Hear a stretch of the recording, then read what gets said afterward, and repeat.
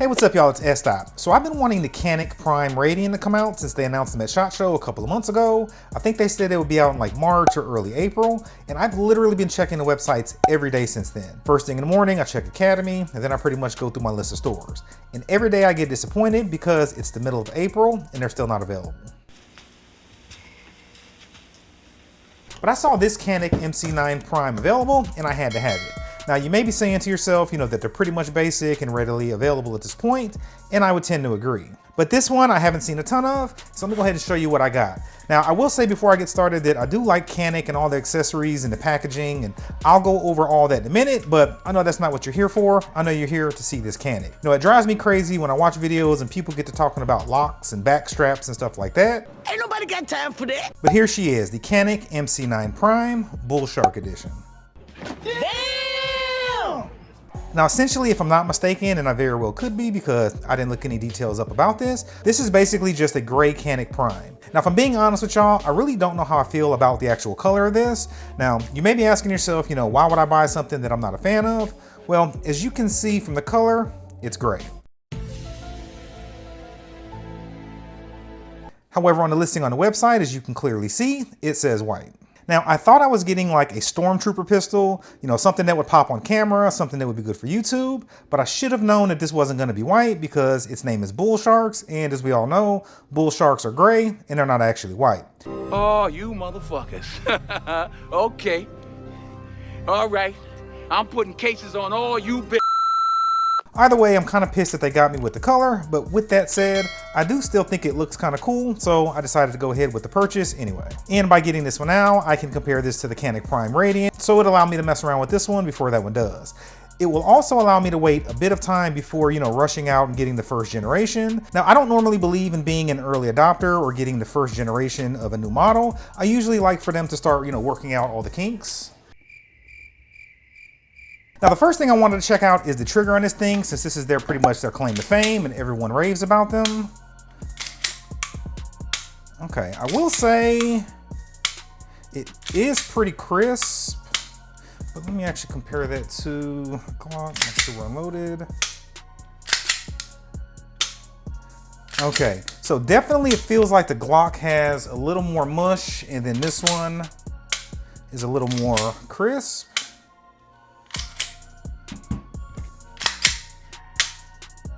Okay, side by side, I'm not a trigger snob by any means. I will say that the Canik does feel a little bit better based off of what I've been seeing online and how everybody rants and raves about them. It seemed okay. Maybe I'm just a Glock guy and not willing to, let my Glock biases go, but let me see.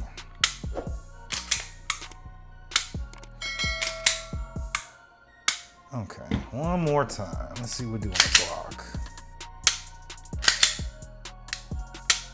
Okay, I will say, if I'm being honest, I do like this trigger a little bit better, so we'll see when I get to the range how it actually works. Now, one thing that I do like about Canik, and I'll start coming over some of the accessories as well as the gun itself, is that this one actually comes with the holster. It comes with the inside the waistband as well as an outside paddle to switch it there. I'm probably gonna put it on the outside because I don't think I'm gonna be carrying this. This is pretty much just, something to mess around with at the range.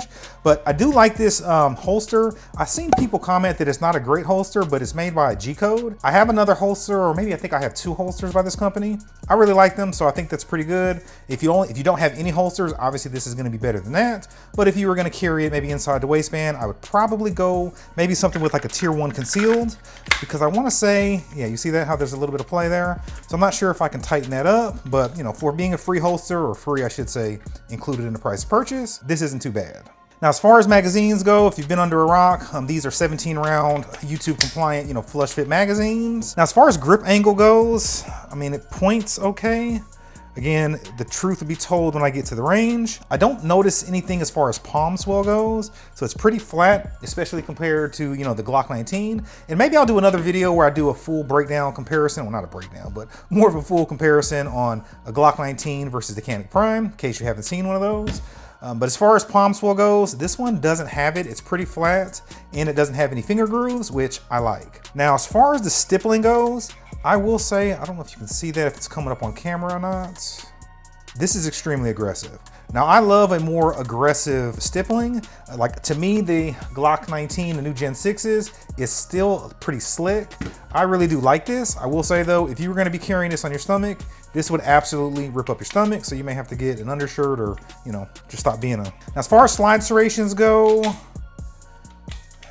they feel okay. Let me compare this to the Glock. So actually the Glock is more aggressive, but they're straight up and down obviously. So these having a little bit more curve to them, pretty much easier to grab, but I don't do a lot of press checks anyway, so I pretty much could do without them, other than the fact, I like the way they look. Now, as far as the slide release goes, this is one of the things that held me up for so long for getting a Canik. I don't like the paddle look, though now that I'm looking at it, now that it's in my hand, it really doesn't bother me. Let's see how easy it is to manipulate. So I can do it with, you know, obviously both fingers on both sides. So I guess that is kind of nice to have. Being ambi wasn't necessarily a deal breaker, but I guess now that I have it, you know, I'll take it. Now up top here, it does have a loaded chamber indicator. You know, I don't have any rounds in here now, so it's going to be flat, but what I've been told is just going to pop up a little bit to let me know that obviously there's a chamber in there. Now there's also a trigger indicator. I'm not sure if that's actually the proper terminology, but you can see that little dot back there. Pull the trigger, and that guy disappears. Now, as far as sights go, I think these are night vision sights. So you got green in the back, orange in the front.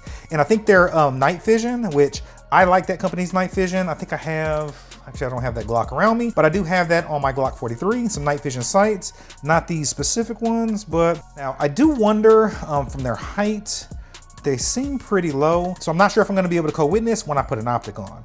Now, as far as optics go, I'm not sure what I wanna do. I'm thinking I'm gonna do maybe one of the new Holosuns. I think it's like the Ames Micro. I may end up doing that one or the Holosun Core, or if I'm being cheap, I might just go with one of the red dots that I have on hand because I do have a couple more purchases that I wanna get to, and maybe I can save a few bucks on that red dot since this is not gonna be my carry piece. This is just something to mess around with at the range. So overall, I'm pretty happy with it. I'm pretty impressed with it. Can't wait to get it out to the range. So now that we've covered the pistol, let's go ahead and talk about the box. So the packaging and the stuff that you get with the box, I will say Canik has knocked out of the park. Like, this is a very nice case. I think I saw somewhere where it says you can use this as a travel case. I know you can lock it. I don't know if this is TSA approved, but it's a pretty nice case either way. All right, so on the inside, you're gonna get your back straps. I think you're gonna get a large one. I think this is the small one. And then it comes with the medium one installed. You get a little toy gun here that has some tools in it to change all your optics. It has a quality control thing here. Don't need that.